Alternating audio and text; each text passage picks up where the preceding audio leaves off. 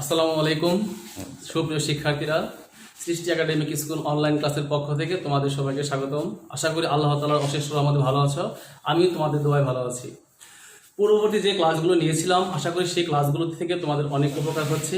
সেই হিসেবে আমি আজকে তোমাদের পড়াবো অনুশীলনী 9.2। এই 9.2টা হলো ত্রিকোণমিতিক অনুপাত নির্ণয়। এই ত্রিকোণমিতিক এই অনুপাত বা মানের সাহায্যে আমাদের অঙ্কগুলো করতে হয়। আর এই মানগুলো এতটাই গুরুত্বপূর্ণ যে আমাদের এসএসসি পরীক্ষাতে এই সম্পর্কিত অঙ্ক থাকবেই। তাহলে আমাদের জানতে হবে মানগুলো নির্ণয়। এখন এই মানগুলো নিয়ে আমাদের মনে অনেকটা ভীতি থাকে, ভয় থাকে যে মানগুলো অনেক কঠিন, আমরা কিভাবে শিখবো, আমরা কি এগুলো ক্যালকুলেট করতে শিখবো, না মুখস্থ করবো, না কোনো নিয়ম দিয়ে শিখবো।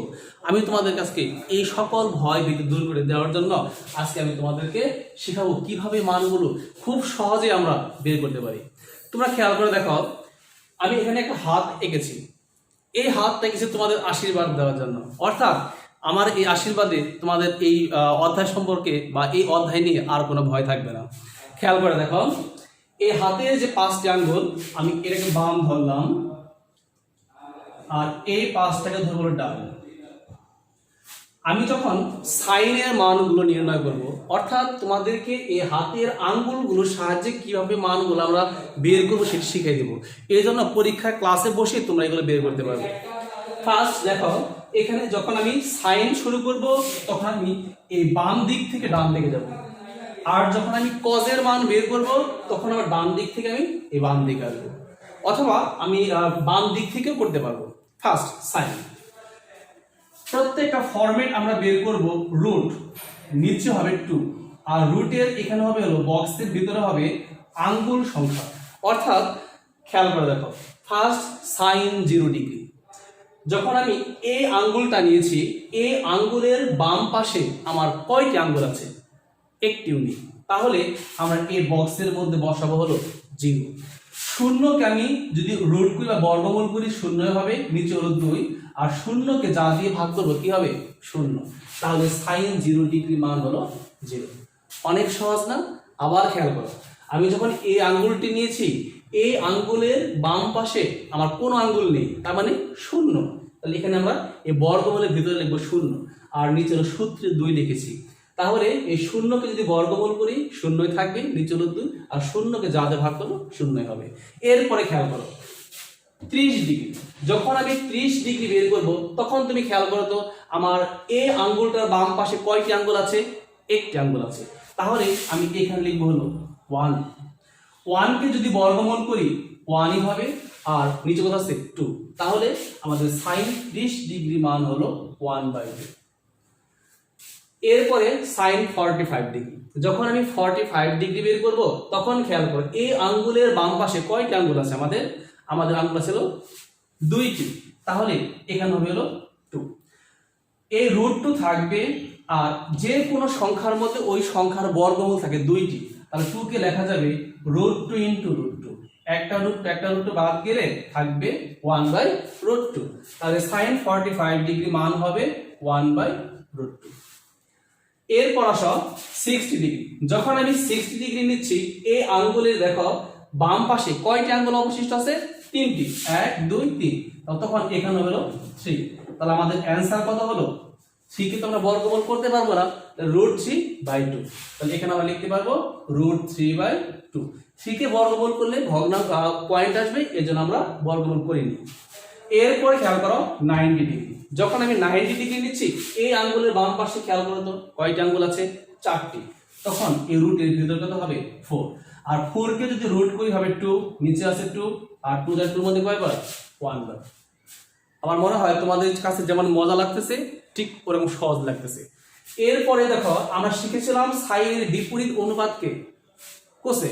তাহলে এগুলো যদি উল্টে দিই বা বিপরীত করে দিই, মানে এক কথায় উল্টে দেব, তাহলে আমরা কিন্তু কোসেকের মানতে পারবো। যদি আমরা 0 ডিগ্রিকে উল্টে দিই, এই 0 নিচে মনে যেটা 1 ধরি, তাহলে কি হবে? 1/0। কোনো কিছুকে 0 ভাগ করা যাবে না, তাহলে এটা হবে অসংজ্ঞায়িত। 1/2 কে উল্টে দিলে হবে 2। যদি এটাকে উল্টে দেই √2, এটা হবে 2/√3। আর 1 কে যদি উল্টে দিই কি হবে? 1ই হবে। এরপরে আসো cos। ঠিক আগের মতোই যখন আমরা সাইনের কাজটা করলাম তখন আমরা ধরেছিলাম হাতের বাম পাশে কয়টি আঙ্গুল ছিল?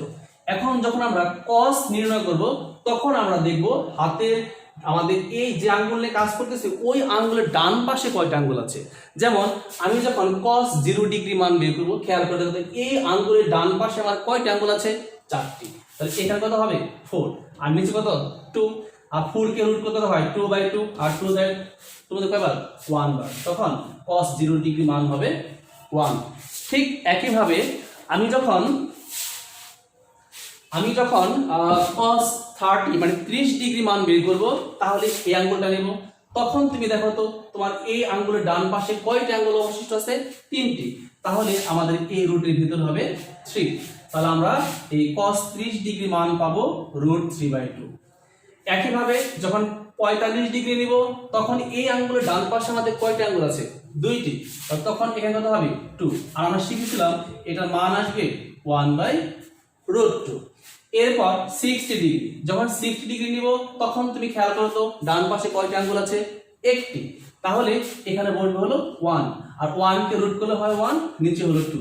তাহলে কত হলো? 1/2। আর যখন আমি 90 ডিগ্রি নেব তখন আমার ডান পাশে কয়টা আঙ্গুল আছে? 1টি উনি। তখন এখানে বলবে হলো 0। আর অ্যান্সার কত হবে? 0। cos এর বিপরীত অনুপাতকে sec। তাহলে এগুলো যদি উল্টে দিই তাহলে হয়ে যাবে। এটা হবে 1, এটা হবে 2/√3, এটা হবে √2/1 মানে √2, এটা হলো 2, এটা হলো অসংজ্ঞায়িত। এখন আমি এখানে sin পেলাম, এখানে cos পেলাম। আর আমরা সূত্র শিখেছিলাম tan থিটা সূত্র হলো sin θ/cos θ, sin θ/cos θ। তাহলে sin এর মানকে cos এর মান দিয়ে ভাগ করলে কিন্তু আমাদের কি হয়ে যাবে? tan এর মানটা বের হয়ে যাবে। দেখো sin 0 cos কত? 1। 0 কে তুমি যদি 1 দিয়ে ভাগ করো কত হবে? 0। এরপর 1/2, এখানে কত আছে? √3/2। যদি আমরা 1/2 কে √3/2 দিয়ে ভাগ করি, ভাগের জায়গায় গুণ দিলে এটা কি হয়ে যাবে? উল্টে যাবে। এটা বাদ দিলে থাকে 1/√3। তাহলে এই মানটা আসবে 1/√3।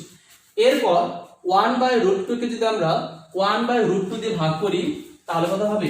1। √3/2 কে যদি আমরা এই হাফ দিয়ে ভাগ করি, 2 আর 2 বাদ দিলে থাকে হলো √3। আর 1 কে যদি আমরা 0 দিয়ে ভাগ করি এই সূত্র অনুযায়ী, তাহলে এটা কি হবে? অসংজ্ঞায়িত। tan এর মানটা পেয়ে গেলাম।